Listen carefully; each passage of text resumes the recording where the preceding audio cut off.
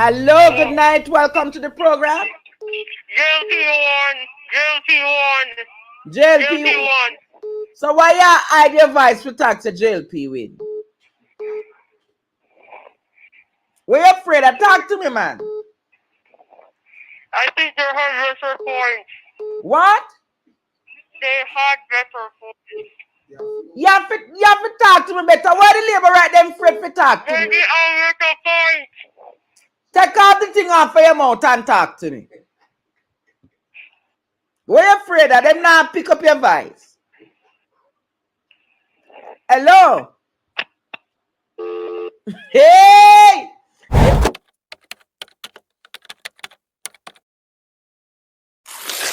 Sir Roger Bent. Yes, sir.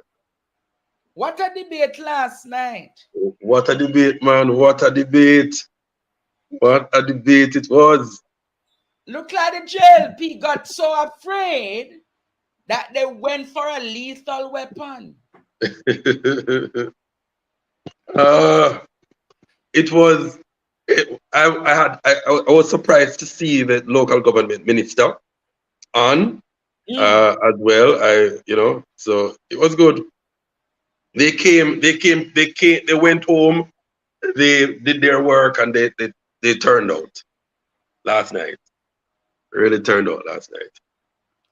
So what were your thoughts on the debaters last night? No, I felt it was all around a better debate than the first one.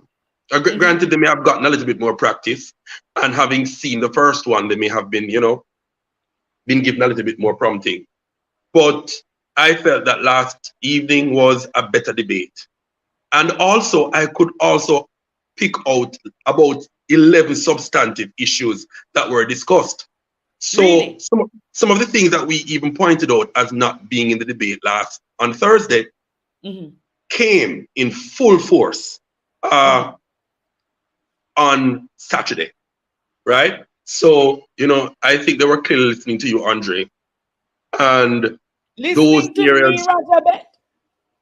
areas were also touched. So that was a very good thing, because we heard a very fulsome debate on the issues. So I enjoyed it. Pardon? Name some of those 11 issues. So some of those were talked about before, but others, and I'll give you an idea. Market cemeteries and town centers were one of those issues talked about. Construction of dams and sewage system. Increase in market fees. We looked at earthquake and risk reduction policy. There were permits for events. We looked at environmental protection. We had technology and the use of solar street lights. We also looked at the Spark program for road work. We looked at illegal vending in residential areas, and we also looked at urban areas and sustainable business practices. And they look at the building codes. So it was a whole lot.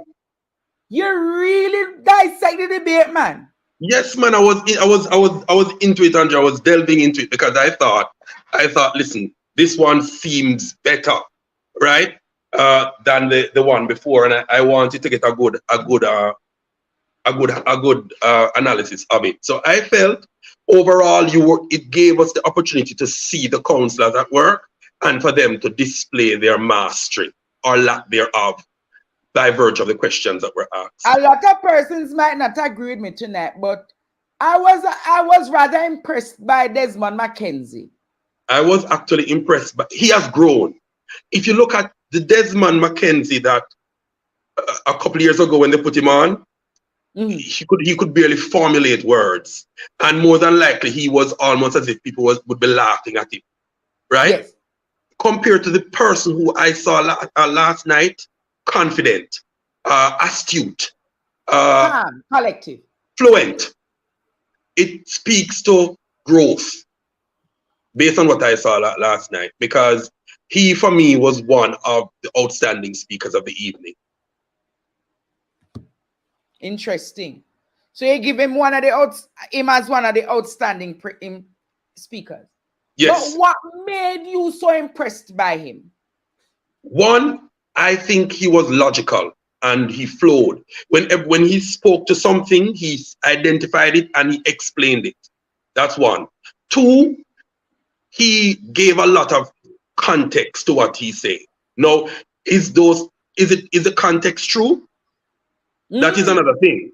But he would explain. For example, when we're looking at, for example, one of the issues for me when the issue of fees came up, whether or not we're going to be looking at an increase in fees for the use of markets. The PNP was quick to run out of the blocks to say, no fees. But he said, listen, if you want improved services, it is the fees that will give you that kind of service. So if it is that you're looking for a better experience in the market, if you're looking for safer, more sanitary services, and for tell them up front, say him not have problem increasing it. You may have to look at more at an increase. Now, it didn't tell you the extent of the increase.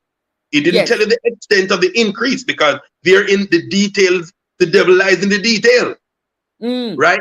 But he was upfront to say, listen, if you want improvement, you may have to pay a little. He then go on to say to the opponents, the PNP, that listen, you were in the room when we talked about increase, and you had no objections, right? So he was solid. So solid, man. So that kind of approach. I hear some people say that he spoke a lot of lies. That for that to be said, we would have to fact check them. But I don't have that many. Check one of them. The Montego Bay one. He spoke about how Montego Bay market is clean. And this morning I woke up to one of the realities, and I want to fact check what he said versus what we're seeing. Yeah. Just a moment, Jamaica.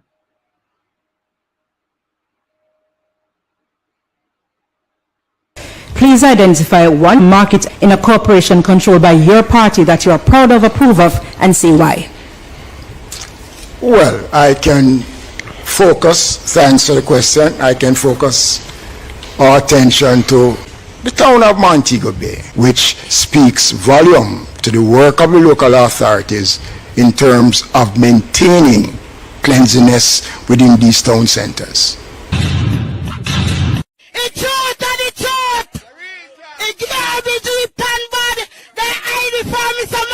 When he come here, he bought room tan bad.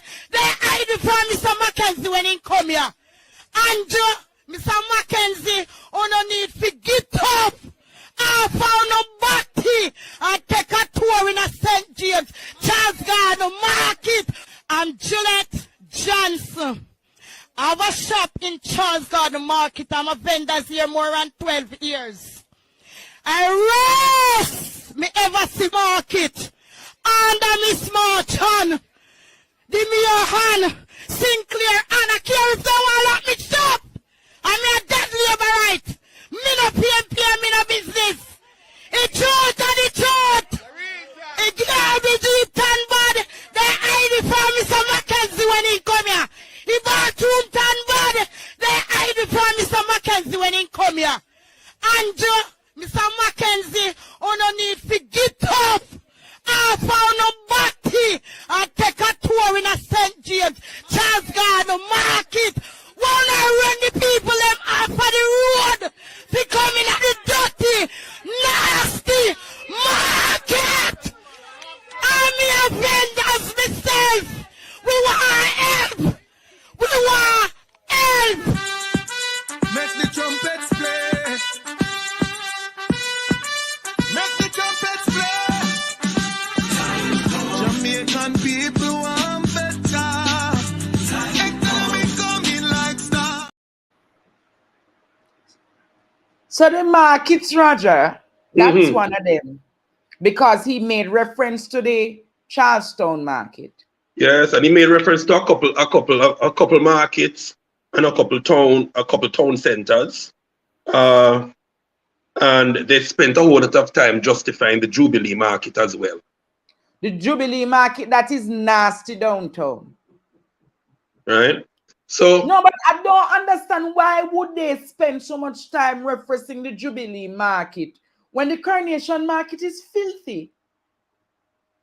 I think When they want most to. of you visited I the think Coronation the market? intention. I think the intention of them to highlight the Jubilee market was one. It seemed to have been the most recently rehabilitated, and it is in their mind more futuristic. They termed it a haberdashery market, right? So this Yeah, is what do you clearly a mean by futuristic haberdashery term. market? Having termed it a haberdashery market means that it's an elevated version of what a market is. So I suspect that's why they called it that.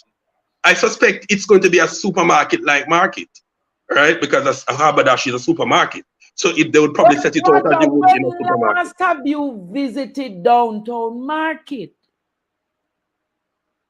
I've never really visited downtown market, to be honest. Jamaica. If you go into downtown market, one of the first thing you're greeted with is mucky streets. The water from the sewage pipes coming up on the road. Then you're greeted with massive garbage at the different entrances of the market. And coupled with that, the people them itch up, catch up, that I think I want come to market with me Saturday coming. You do want to take that tour of the market? You don't want to come to the market, Roger? Sure. Are you buying the produce? I'll have to think about that part. But we're going to go down to the market, and I want you to have a first-hand experience of the market. There is a major neglect of the market, and I believe the time really is now for the markets to be properly ventilated, properly resourced. Yes. In terms of the bathroom infrastructure, we saw that out by Alice with the crab vendors. A lot of the markets. But we're moving ahead of ourselves. But because I think we may have to get to a little bit more systematic analysis of the debate. But it was also Side PNP who gave a little bit more extension to the vision for markets, because they spoke to the idea of more than just sanitation. They also highlighted the fact that it is largely populated by women. Women tend to be the merchant, the sellers, but also women tend to be the purchasers, the merchants. And so he spoke at length about understanding how much sanitation is needed for women in that kind of way. But he also extended to say that the market is also a place where people have to stay over, sleep over, and that kind of a thing. And that there should be adequate places there for the vendors to be able to rest and so forth. So he's now looking at it almost as a kind of a stay over kind of thing, and as a result it must have some kind of accommodation built in. That is a nice look as well. So it's showing you that the market is evolving, and how people see the market and how they take care of it is evolving, and I like that.